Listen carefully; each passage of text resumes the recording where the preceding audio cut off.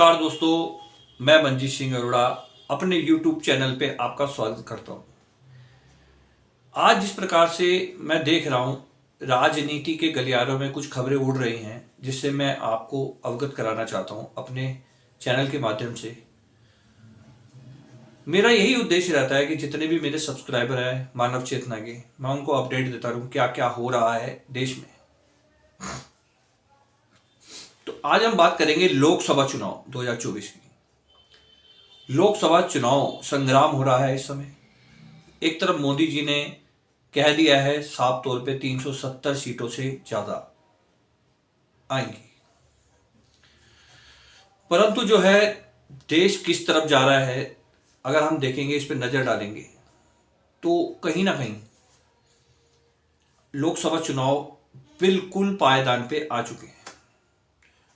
और जस्ट उससे पहले ये लग गए, जिस प्रकार से चर्चाएं शुरू हो गई हैं, मैं ये कहना चाहूंगा जिस प्रकार से चर्चाएं शुरू हो गई हैं कि मोदी जी हो सकता है अगले बार देश के प्रधानमंत्री ना बने, जबकि बीजेपी की सरकार आएगी। हो सकता है कि बीजेपी की सरकार आए,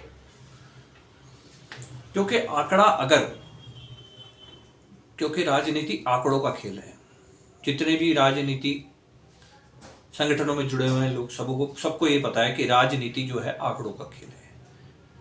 और जीत के लिए जिस प्रकार से आपको पता है कि 250 से अधिक सीटें लानी चाहिए, उसके बाद जो है आगे सरकार चांसेस बन सकते हैं। और मोदी जी ने बहुत बड़ा लक्ष्य जो बीजेपी के सामने रखा है, 370 सीटें लाएगी बीजेपी, भाजपा इससे अधिक। परंतु अभी कहना बहुत मुश्किल है।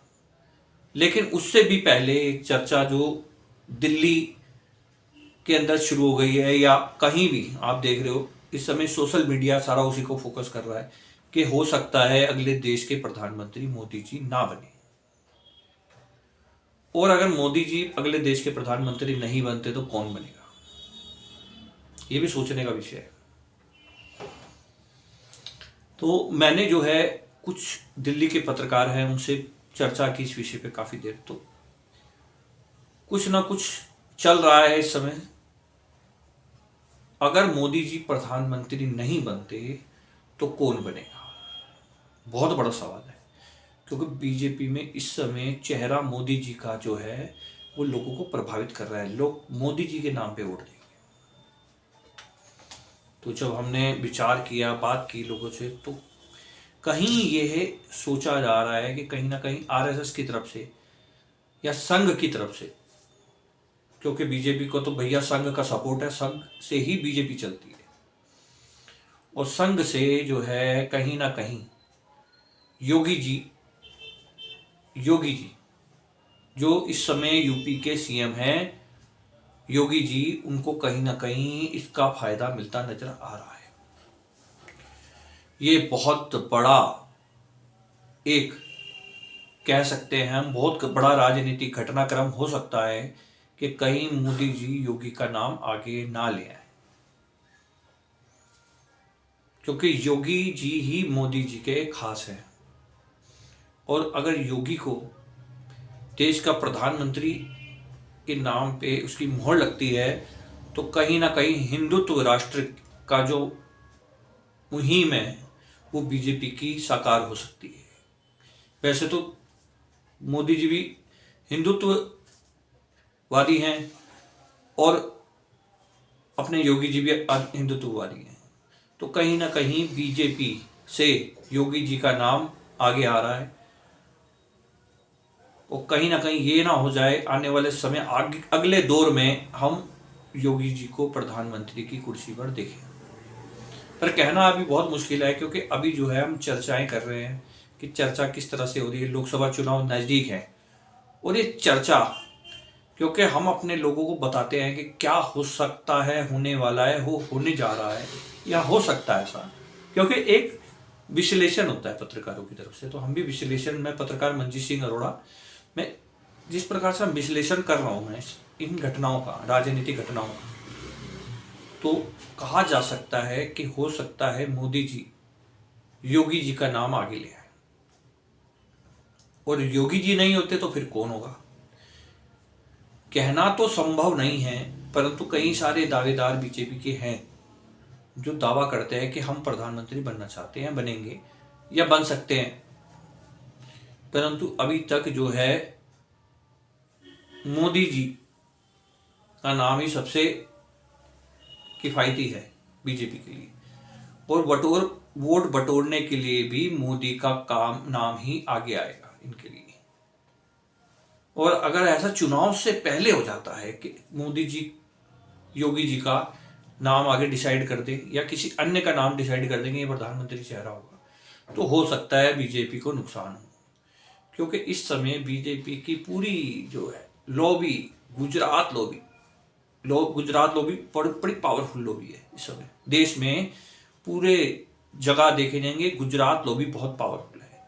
तो अगर मोदी जी का नाम कहीं ना कहीं हटता है तो बीजेपी को बहुत बड़ा नुकसान हो सकता है।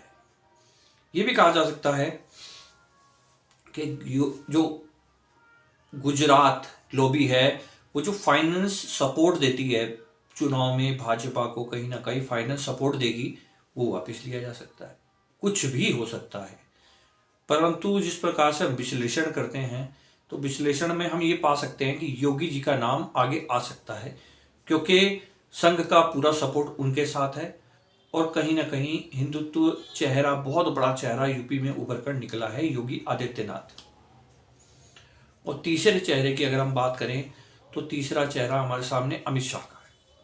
और अगर बाई किसी घटनाक्रम के तहत अगर अमित शाह प्रधानमंत्री बन जाते हैं तो भी गुजरात लॉबी ही उसमें मेन किरदार निभाएगी।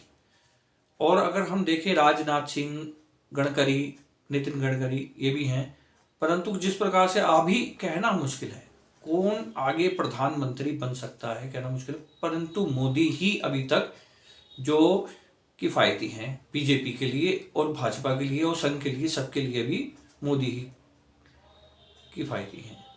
और अगर इस समय अगर चुनाव हो जाते हैं, आचार संहिता लग जाती है जल्दी, करीबन मार्च में आचार संहिता, उम्मीद है कि मार्च के स्टार्टिंग में, मार्च के एंड में आचार संहिता लग जाती है, और अगर आचार संहिता से पहले ये बातें निकल के सामने आ गई कि हाँ भाई अगला प्रधानमंत्री को और बनने जा रहा है, तो बीजेपी को इसमें नुकसान हो सकता है।